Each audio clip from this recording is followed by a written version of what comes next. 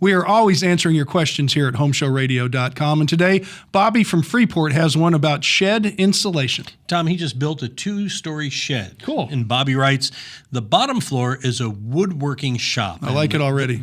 And, well, the top floor is a craft studio. Oh, my wife likes it already. We're all set. Tom's moving to Freeport. Yep. We want to insulate it with non-toxic, environmentally friendly insulation, he says. We are leaning toward foam, though, because we hear it's cost-effective, safe, it breathes well, and they're not going to be putting sheetrock over it when they're done.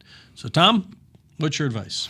No insulation should be left open for you to breathe, whether it's foam, fiberglass, cellulose, rock wool. I'm trying to cover them all. It's not something you should be breathing. But now I want to step back a minute. If you're not going to air condition this wonderful building you built, don't insulate it at all, period.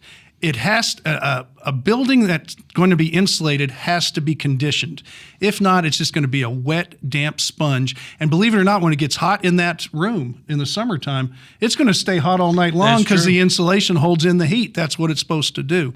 So quite frankly, number one, if you're not going to air condition and heat it, don't insulate it at all. Number two, I don't think anybody should be subjected to breathing any kind of insulation products because I don't care what anybody says, it's not healthy. They're going to outgas one way or another. Outgas, particulates, even if it's just foam that slowly falls apart and you just get particles that aren't harmful to you, but you get enough stuff in your lung, it won't come back out. That's a bad program. I mean, you can go all the way to asbestosis, which is really a bad problem, but even carpenters and stuff, even southern pine can cause problems down the road if you don't wear a mask when you're cutting it.